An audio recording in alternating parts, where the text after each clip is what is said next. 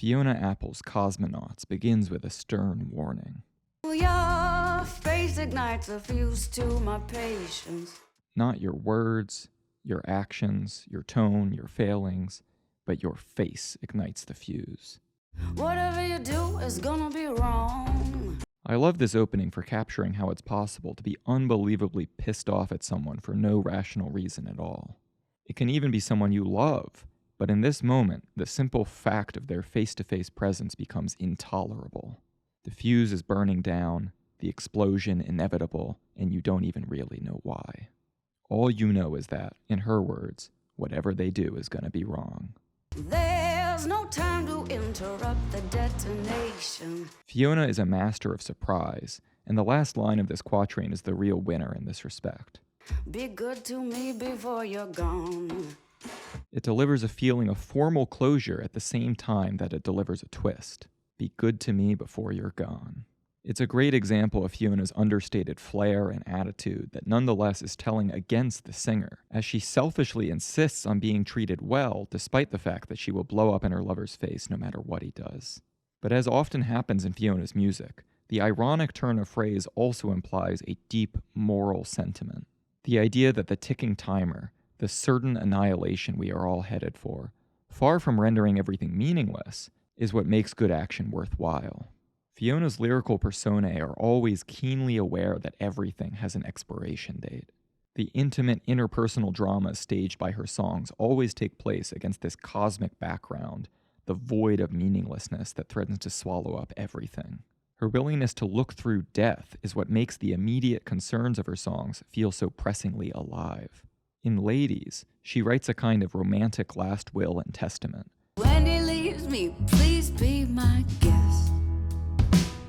Stipulating what should happen when her current relationship meets its inevitable end. There's a dress in the closet, don't get rid of it. You look good in it, I didn't fit in it. In I Want You to Love Me, she stakes what she and her body want against her vision of what will happen to that body after death. I know when I go, all my particles disband and disperse, and I'll be back in the post. And in Container, we get her simplest and most sublime affirmation of individual existence as a brief emergence from and descent back into the sea of eternity.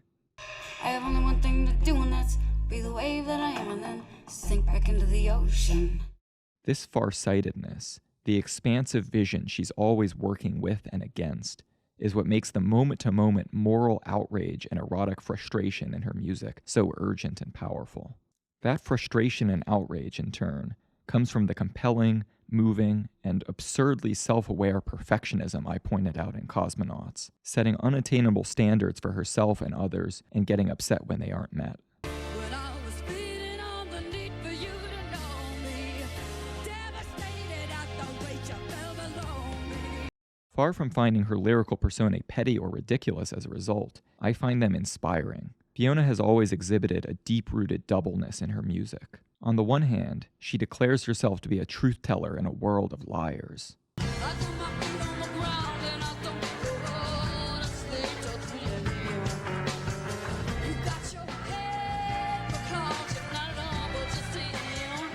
She coolly maintains this stance even when those distortions are in the service of idealism or comfort.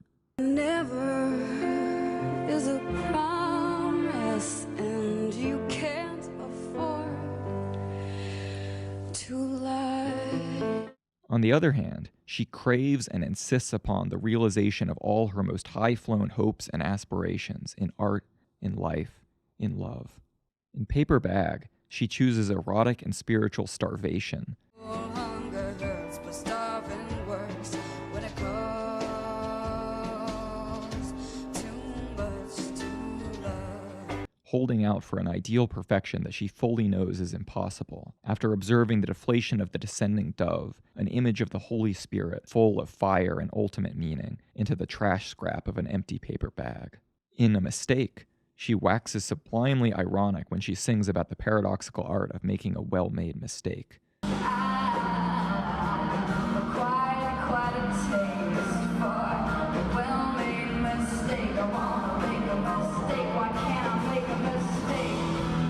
If everything is going to be wrong anyway, she can at least make her wrongnesses as perfectly wrong as possible. And in Get Him Back, she reflects on how she can push her demands of others to their most irrational limits, so that after a sequence of disappointments from other men, her final lover can let her down by not disappointing her. I might have been a little fast to dismiss. I think he let me down when he didn't disappoint me. Her music is full of this intense but wonderfully articulated self-consciousness as she creates these unforgettable lyric voices, unsure what she wants and sure that it's impossible, but ready to demand that life give it to her anyway, because it's what she, and by extension everyone, deserves. This leads me to my final points about why I find Fiona so uplifting despite all her darkness and violence. Because what we are left with, what comes out of this deeply human struggle, is the music. The more she tears down herself and the world around her, the more the world of her music expands.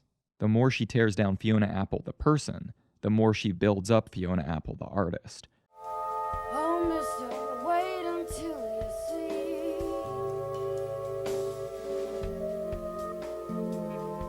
what I'm gonna be. A process of self-creation that will never be complete. Here it comes, a better version of me. Here it comes, not here it is. And as the world of her art becomes richer, the messy world we have to live in becomes a little bit better by virtue of her music being in it. So that in the end, her baffling demand that life deliver on her impossible hopes is legitimized, in a strange way, by the greatness of that music. So be it, I'm your crowbar. If that's what I am so far, until you get out of this mess. To me, Fiona Apple is more than just a great artist. She is a model of what an artist should strive to be. It's precisely because she never claims her art can change the world, or change anything, with the possible exception of her, that it is so inspiring. She creates because she has to, and the shape of her creation is dictated by absolutely nothing outside of her, not even some illusory heaven she hopes to reach by creating it. As she puts it over and over in the last track on her last album, on I go, not toward or away. Up until now, it was day next day. Up until now, in a rush to prove. But now I only move to